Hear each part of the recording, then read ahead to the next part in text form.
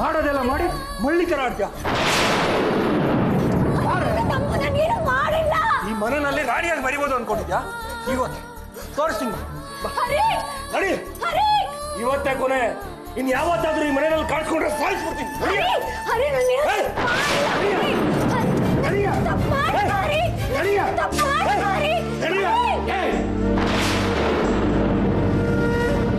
ಬಿಡೋಳ ಕೈನ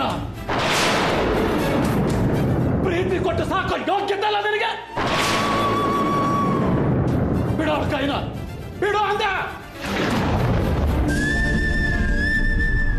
ಯಾಕೆ ನಿನಗೆ ಅವ್ರ ಕೈ ಹಿಡ್ಕೋಬೇಕಾ? ಸುಮ್ಮನಿರಮ್ಮ. ಅವನ್ ಪರ ವಹಿಸ್ಕೊಂಡು ಬರ್ಬೇಡ ನೀನು. ನೀನು ಇವನ್ ಹೆಂಡತಿ ಅಲ್ಲ, ಈ ಮನೆ ದಾಸಿ.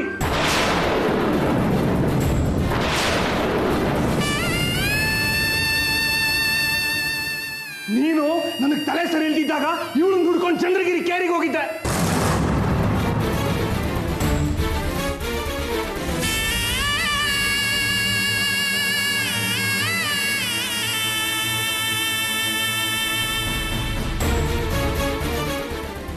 ಇಂಥವಳ ಮಗನ ಹೆಂಡತಿ ಅನ್ನೋದಕ್ಕೆ ಅಪ್ಪ ಅನ್ಸ್ಕೊಂಡು ಅವನಿಗೆ ನಾಚಿಕೆ ಆಗಬೇಕು.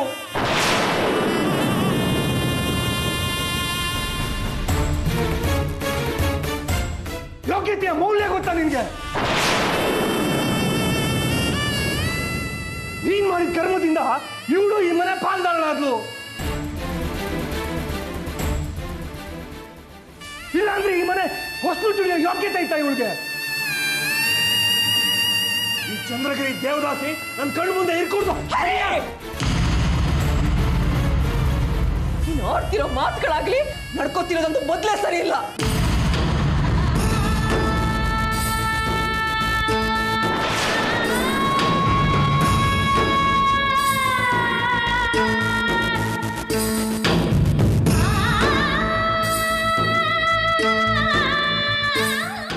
ನನ್ನ ಗಂಡ ತಪ್ಪು ಮಾಡಿದ್ದಾರೆ ನಿಜ.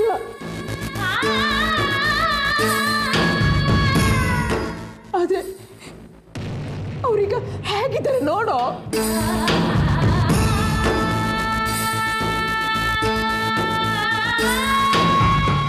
ಮನುಷ್ಯನಿಗೆ ಪಶ್ಚಾತ್ತಾಪ ಶಿಕ್ಷೆಗಿಂತ ಬೇರೆ ಶಿಕ್ಷೆ ಬೇಕೇನೋ? ನಿನ್ ಗಂಡನ ಪಶ್ಚಾತ್ತಾಪ ಶಿಕ್ಷೆಗೆ ನಾನು ಇವಳನ್ನ ಒಪ್ಕೊಳ್ಳ? ಇವಳು ಆ ಧರ್ಮಯ್ಯನ ಪಾಪದ ಮೂಟೆ.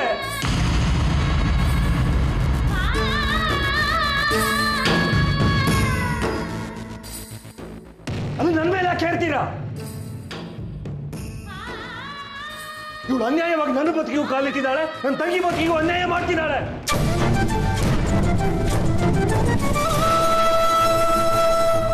ಇವಳು ಸರಸಕ್ಕೆ ಅಮಿತಾ ಬಲಿಯಾಗಿದ್ದು ನೋಡಿ ನೀವು ಇವಳು ಪರ ನಿಂತಿದ್ದೀರಲ್ಲ, ಥೂ, ಅಸಹ್ಯ ಅನಿಸ್ತಾ ಇದೆ.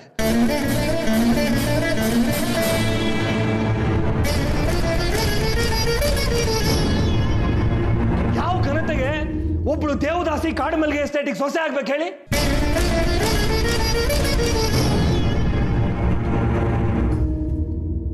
ನಿಮಗ್ ತೋಚಿದ ನಿರ್ಧಾರನ ನೀವು ತಗೋಬಹುದು. ನಾಳೆ ಬದುಕಿ ಬಾಳ್ಬೇಕಾದರೂ ನಾವು ಎಷ್ಟು ದಿವಸ ಅಂತ ಹೀಗೆ ನಗೆಪಾಟ್ಲಿ ಈಡಾಗಬೇಕು ಹೇಳಿ? ಅಪ್ಪ ಅಮ್ಮನಿಗೆ ಘನತೆ ಉಳಿಸ್ಕೊಳಕ್ಕಾಗಿಲ್ಲ ಅಂದ್ರೆ ಮಕ್ಕಳನ್ನ ಬೆಳೆಸೋದಕ್ ಬಿಡಿ.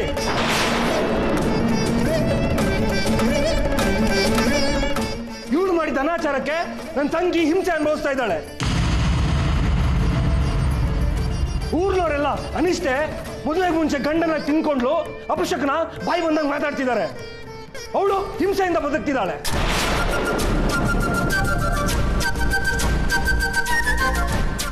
ನೆಮ್ಮದಿ ಸಿಗಲಿ ಅಂತ ದೇವಸ್ಥಾನಕ್ಕೆ ಹೋದ್ರೆ ದೇವ್ರಿಗೆ ಕೈ ಮುಗಿಯೋ ಆಗಿಲ್ಲ, ಹಾಗೆ ಮಾಡ್ಬಿಟ್ಲು. ಹುಟ್ಟಿಸಿದವ್ರು ನೀವು, ನಿಮಗೇನು ಅನಿಸ್ತಾ ಇರ್ಬೋದು, ಊಟ ಹುಡ್ತವ್ ನಾನು, ನನ್ನ ಕೈ ತಡ್ಕೊಳಕ್ ಆಗಲ್ಲ.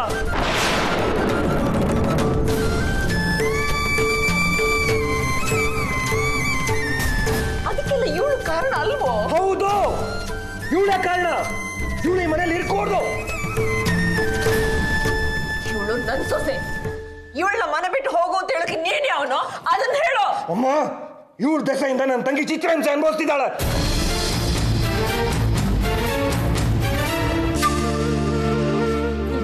ಇದೆಲ್ಲ ನಿಜಾನೇ ಇರ್ಬೋದು ಹರಿ.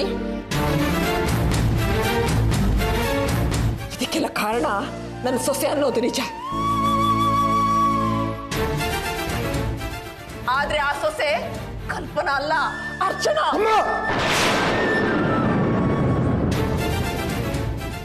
ನಿಮ್ಗೆ ಯಾಕೆ ಯಾರಿಗೂ ಅರ್ಥ ಆಗ್ತಿಲ್ಲ? ನಿಮ್ಗೆಲ್ಲ ಮನ್ಕೌದಿದೆ. ನನಗೆ ಅದೆಲ್ಲ ಗೊತ್ತಿಲ್ಲ. ಇವನು ಈ ಮನೇಲಿ ಇರ್ಕೂಡ್ದು. ಯಾವುದಾದ್ರು ಪೀಡೆಗಳೆಲ್ಲ ಈ ಮನೇಲಿ ಸೇರ್ಕೊಂಡು ಈ ಮನೇನ ಹಾಳು ಮಾಡ್ತಿದ್ದಾರೆ.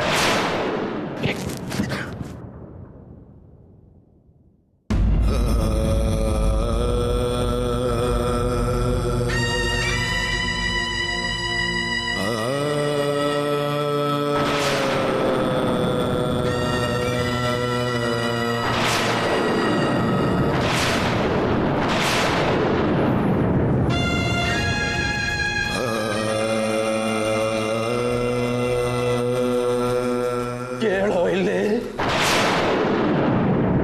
ಈ ಮನೆ ನನ್ನ ಮಗಂದಲ್ಲ.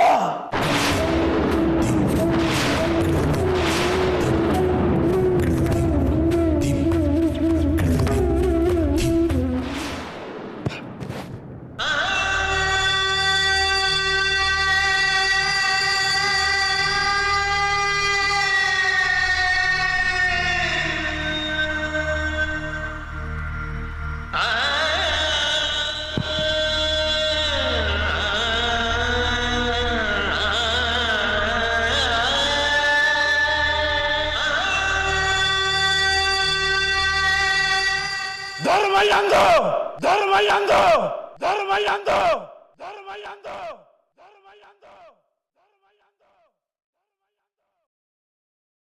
ಅಂದ್ರೆ ನಮ್ದು ನಮ್ದು ನಮ್ದು ನಮ್ದು ನಮ್ದು ನಮ್ದು.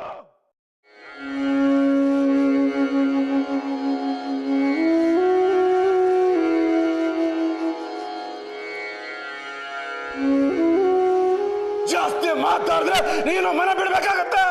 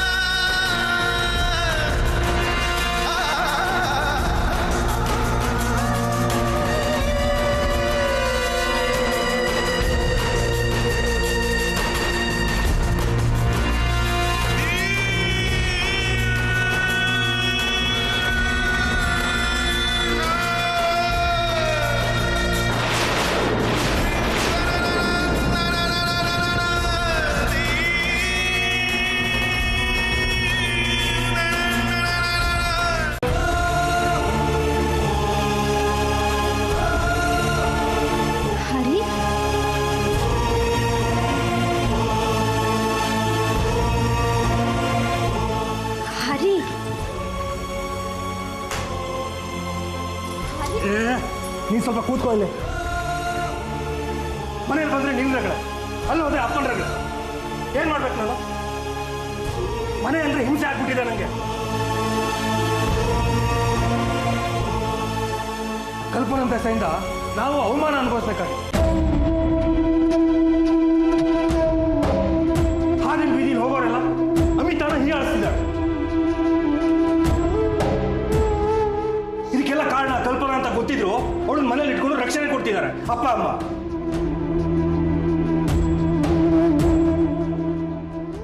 ಅವಳನ್ನ ಮನೆ ಬಿಟ್ಟು ಓಡಿಸಿ ಅಂದ್ರೆ ಅಪ್ಪ ಏನಂದ್ರು ಗೊತ್ತಾ? ಇದು ನನ್ನ ಮನೆ, ಧರ್ಮಯ್ಯನ ಮನೆ, ಯಾರು ಇಟ್ಕೋಬೇಕು ಅವ್ರನ್ನ ಇಟ್ಕೊಳ್ಳೋದು ನನ್ನ ಹಕ್ಕು ಅಂದ್ರು. ಜಾಸ್ತಿ ಮಾತಾಡಿದ್ರೆ ನೀನು ಮನೆ ಬಿಟ್ಟು ಓಡಿಸ್ತೀನಿ ಅಂದ್ರು.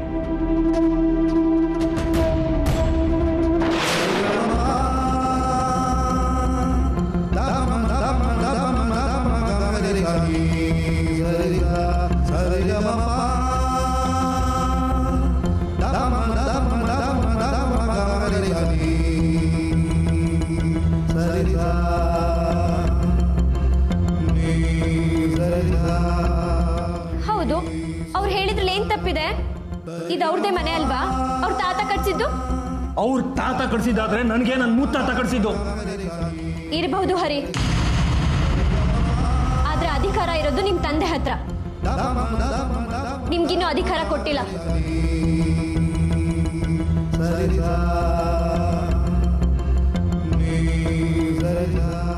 ಬೇಕು ಅಂದ್ರೆ ಈ ಮನೇಲಿ ನಿಮ್ಮನ್ನ ನನ್ನನ್ನ ಇಟ್ಕೋಬಹುದು, ಬೇಡ ಅಂದ್ರೆ ಕಳಿಸ್ಬೋದು.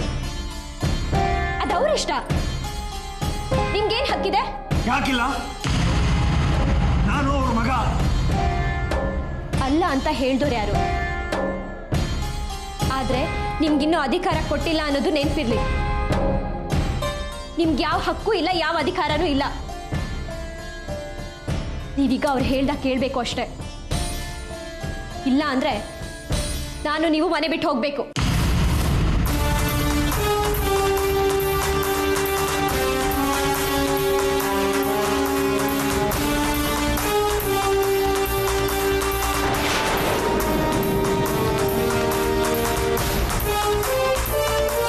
ನನಗೆ ಅಧಿಕಾರ ಇಲ್ವಾ?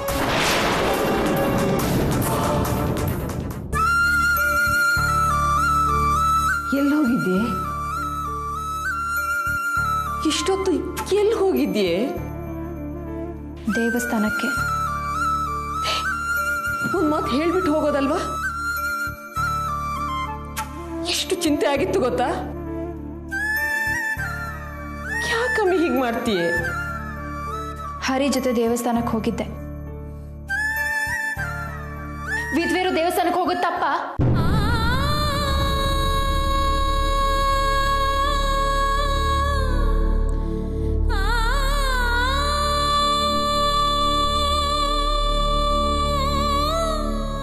ತಪ್ಪಲ್ಲ.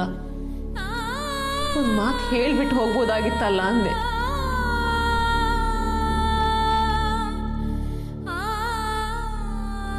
ಹರಿಯಾಕ ಗಲಾಟೆ ಮಾಡ್ತಾ? ದೇವಸ್ಥಾನದಲ್ಲಿ ಏನಾದ್ರೂ ನಡೀತೇನೆ? ಅನುಭವಿಸೋದು ನನ್ನ ಕರ್ಮ. ಯಾರಂದ್ರೂ ಅನ್ನಿಸ್ಕೋಬೇಕು. ಇನ್ಮೇಲೆ ಹಾಗೆಲ್ಲ ಆಗ್ಬೇಕಾಗಿಲ್ಲ. ನಾವೊಂದು ನಿರ್ಧಾರಕ್ಕೆ ಬಂದಿದ್ದೀವಿ. ಓದ್ಬೇಕು, ಇನ್ನೂ ಓದ್ಬೇಕು ಅಂತ ನಿಂಗೆ ಆಸೆ ಇತ್ತಲ್ವಾ? ಆ ಆಸೆನ ಪೂರೈಸೋಣ ಅಂತ ಯೋಚಿಸಿದ್ದೀವಿ. ನಿನ್ನನ್ನ ಓದೋ ಕಳಿಸೋಣ ಅಂತ ನಾನು ನಿಮ್ಮಪ್ಪ ತೀರ್ಮಾನಿಸಿದ್ದೀವಿ. ಅಮ್ಮ, ನಾನು ನಿನಗೆ ಭಾರ ಆಗಿದ್ದೀನಾ? ಬಿಟ್ಟು ನಮ್ಮಿ, ಯಾಕಾಗಿ ಮಾತಾಡ್ತೀಯ? ಮಕ್ಕಳು ಹೆತ್ತವರಿಗೆ ಯಾವತ್ತಾದ್ರೂ ಭಾರ ಆಗ್ತಾರೇನೆ? ಮತ್ತ್ಯಾಕೆ ನನ್ನ ನಿನ್ನಿಂದ ಓಡಿಸೋಕೆ ಪ್ರಯತ್ನ ಮಾಡ್ತಿದ್ಯಾ? ನಿಮ್ಮನ್ನೆಲ್ಲ ನೋಡ್ಕೊಂಡು ನಾನು ಬದುಕಿದ್ದೀನಿ. ಎಲ್ಲರನ್ನ ಬಿಟ್ಟು ಹೋದ್ರೆ ನಾನು ಬದುಕ್ತೀನಾ ಹೇಳು?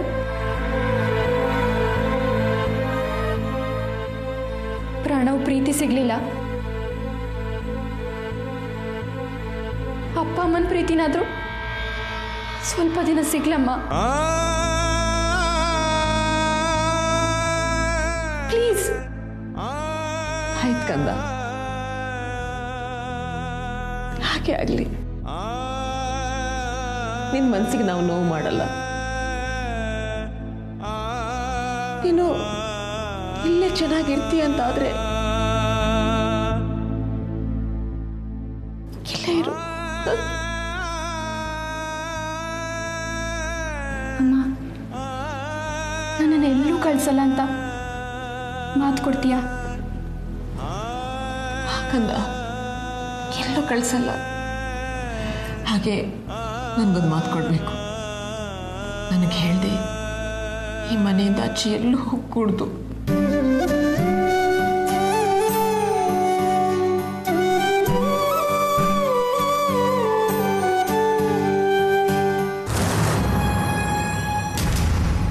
ನಾನು ಹೋದ್ರೆ ನಿನ್ನ ಮುದ್ದಿನ ಸೊಸೆಗೆ ಬುದ್ಧಿ ಕಲಿಸೋರು ಯಾರು? ಹಿಂಸೆ ಕೊಟ್ಟು ನರಳಿಸೋರು ಯಾರು? ಮೊದಲು ಕಲ್ಪನಾ ಚಾಪ್ಟರ್ ಮುಗೀಲಿ.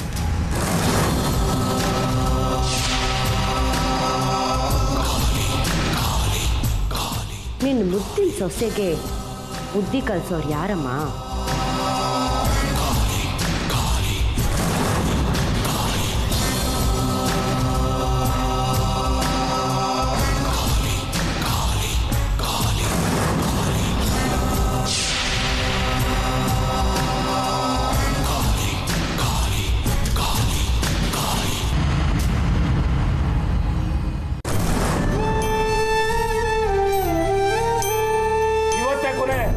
ಯಾವತ್ತಾದ್ರೂ ಈ ಮನೆಯಲ್ಲಿ ಕಾಣಿಸ್ಕೊಂಡ್ರೆ ಸಾಯಿಸ್ಬಿಡ್ತೀನಿ. ದೇವ್ರಿಗೆ ಕೈ ಮುಗಿಯೋ ಆಗಿಲ್ಲ, ಹಾಗೆ ಮಾಡ್ಬಿಟ್ಲು. ಇವಳು ಸರಸಕ್ಕೆ ಅಮಿತಾ ಬಲಿ ಆಗಿದ್ದು ನೋಡಿ ನೀವು ಇವಳು ಪರ ನಿಂತಿದ್ದೀರಲ್ಲ.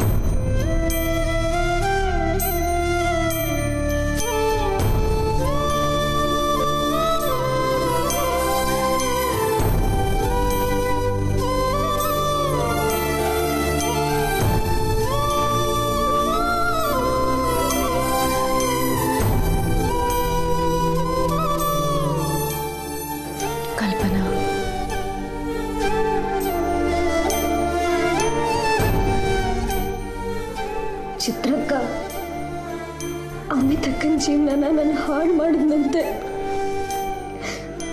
ಅದಕ್ಕೆ ನಾನು ಈ ಮನೆಯಲ್ಲೇ ಇರಬಾರ್ದಂತೆ. ಅಮಿತಕ್ಕನ ಬದುಕನ್ನ ಹಾಳು ಮಾಡಿದ್ದು ಅರ್ಚನಾ, ಜೀವನ ಹಾಳಾಗಿದ್ದು ನಂದು. ಚಿತ್ರಕ್ಕ ಅರ್ಚನಾ ಬಗ್ಗೆ ಗೊತ್ತಿರೋ ಸತ್ಯನೆಲ್ಲ ಅಮಿತಕ್ಕನ ಜೀವನ ಎಲ್ಲ ಹಾಳು ಮಾಡ್ತಾಳನ್ನೋ ಭಯದಿಂದ ಮುಚ್ಚಿಟ್ಟೆ. ನನ್ನ ಹರಿನ ಅರ್ಚನಾ ಬಿಟ್ಕೊಟ್ಟೆ. ಆದ್ರೆ ಈ ಹರಿ ಅರ್ಚನಾ ಮಾಡಿದ ತಪ್ಪುಗಳನ್ನೆಲ್ಲ ನನ್ನ ಮೇಲೆ ಹಾಕಿದ್ದಾನೆ.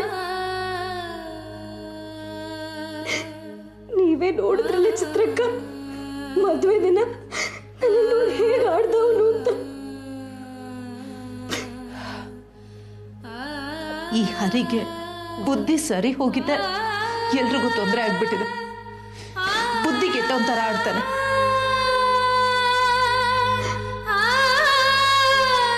ನೀನೇನು ಹೆದರ್ಕೋಬೇಡ ಕಲ್ಪನಾ. ನೋಡು, ನಿನ್ ಜೊತೆ ನಾವೆಲ್ಲರೂ ಇದ್ದೀವಿ. ನನ್ನ ಜೊತೆಲಿ ಇರ್ತೀರಾ ಚಿತ್ರಕ್ಕ? ಹಾಗೆ ಮಾವನ ಜೊತೆಲೂ ಇರ್ಬೇಕಲ್ವಾ? ಅವ್ರು ತಪ್ಪು ಮಾಡಿರಬಹುದು, ಅದನ್ನ ಕ್ಷಮಿಸಿ ನೀವು ದೊಡ್ಡವರಾಗಕ್ ನೋಡಿ. ಹೇಸ್ಗೆ ವ್ಯಕ್ತಿತ್ವ ಕಲ್ಪನಾ. ಅತ್ತೆ ಮುತ್ತೈದೆ ತನ್ನ ಗಟ್ಟಿ ಇರೋದಕ್ಕೆ ಅವ್ರಿಗೆ ನಮ್ಮಿಂದ ಮಾವ ಅನ್ನೋ ಪಟ್ಟ ಸಿಕ್ಕಿರೋದು. ಆದ್ರೆ ಈಗ ಮಾವ ತುಂಬಾ ಸೋತಿದ್ದಾರೆ ಅಲ್ವಾ? ಈಗ ನೀನು ವಿಚಾರಕ್ಕೆ ಬಾ. ಅರ್ಚನಾ ಏನೇ ಕತೆ ಕಟ್ಟಿ ಹರಿನ ಚೂ ಬಿಟ್ರು ಅಮಿತಾ ನಿನ್ನ ನಂಬ್ತಾಳ್ತಾನೆ. ಚಿತ್ರಕ್ಕ, ಮತ್ತ್ಯಾಕೆ ಹೆದರ್ತೀಯ? ಅರ್ಚನಾ ಅದೆಷ್ಟು ಹಾರಾಡ್ತಾಳೋ ನೋಡೋಣ. ಹರಿ ಅವಳ ತಾಳಕ್ಕೆ ಅದೆಷ್ಟು ಕುಣಿತನ ಕುಣಿಲಿ. ಒಂದಲ್ಲ ಒಂದಿನ ಅವನು ಕಾಲು ಸೋತು ನಿನ್ನ ಹತ್ರಕ್ಕೆ ಬರಲೇಬೇಕು.